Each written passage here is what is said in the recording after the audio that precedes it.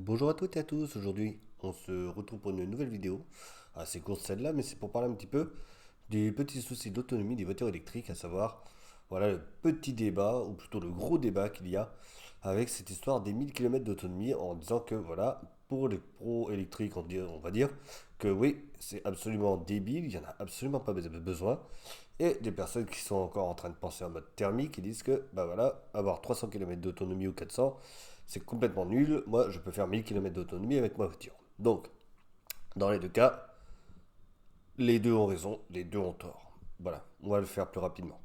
En fait, je vais aller un peu plus loin dans la réflexion que juste dire ça sert à rien ou ça sert. Voilà. C'est pour la voiture thermique. Est-ce que ça sert vraiment, si on prend la même façon de faire, est-ce que ça sert vraiment d'avoir une voiture diesel, une petite 206, je sais pas quoi, qui peut faire 1000 km d'autonomie, parce que vous arrêtez de toute façon entre les deux sur la route? Est-ce que ça sert vraiment 1000 km d'autonomie? Bah, la réponse est non. Mais en même temps, ça évite de remplir tout le temps le réservoir. Si je prends la voiture électrique, eh ben la réponse serait exactement la même. Voilà. Est-ce que ça sert à quelque chose d'avoir 1000 km d'autonomie? Non, parce que de toute façon, on va quand même faire une pause. Mais oui, parce qu'on remplira moins les batteries. Enfin, on les remplira moins souvent. Voilà. Donc, la question, c'est pas savoir si on va faire 1000 km d'autonomie ou pas, mais à quel moment on va finir par avoir des moteurs performants et plutôt des moteurs qui puissent être efficients, tout comme les batteries. Et c'est là, au final, qu'on arrive à la vraie question, qui n'est pas de savoir si on va faire 1000 km d'autonomie ou pas, mais à quel moment on aura des batteries qui seront efficientes, tout comme le moteur. Et actuellement, on a des recharges du côté chinois, du côté européen avec Mercedes qui a quand même réussi à le faire. Chinois, c'est NIO qui a réussi à faire les 1000 km d'autonomie en mixte. Et Mercedes, ils étaient à 1002, je ne sais plus trop quoi, pareil, avec un concept car qui a pu faire exactement les mêmes choses. Travail sur la voiture, travail sur l'aérodynamisme, travail sur la batterie, etc. Donc tout ça, c'est en corrélation. Et pour terminer sur une chose, plus la voiture est capable d'aller loin sans recharger les batteries sur une batterie qui est de plus en plus petite, plus ce sera économique et surtout écologique parce qu'on mettra beaucoup moins de batteries pour faire plus de distance.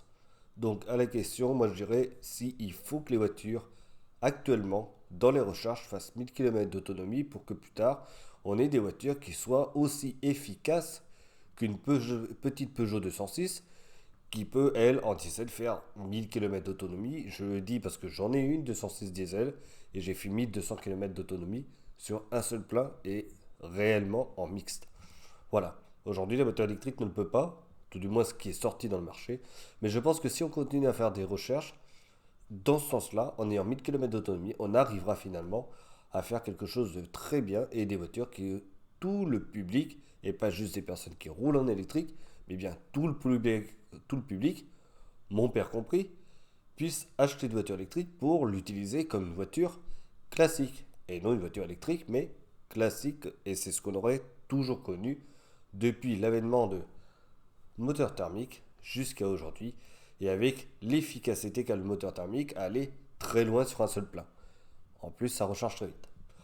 Donc à suivre, mais je pense que plus tard, on arrivera à avoir des voitures comme ça, qui se rechargent vite, en 10-15 minutes, qui puissent faire 800, 900 km d'autonomie, et puis 600 peut-être sur l'autoroute si ça le veut bien.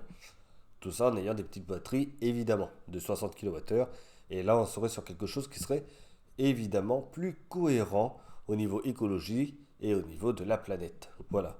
Dites-moi ce que vous en pensez sur cette vidéo, de ce que je pense un petit peu de cette histoire des 1000 km d'autonomie. Mais je pense que c'est utile et que ça sert à rien de dire que les 1000 km d'autonomie, ça ne sert à rien et que c'est débile. Non, c'est très utile pour la recherche et il faut que ça aille. Même avec des grosses batteries aujourd'hui, mais demain, des petites batteries. A bientôt et à bientôt pour une prochaine vidéo. Portez-vous bien.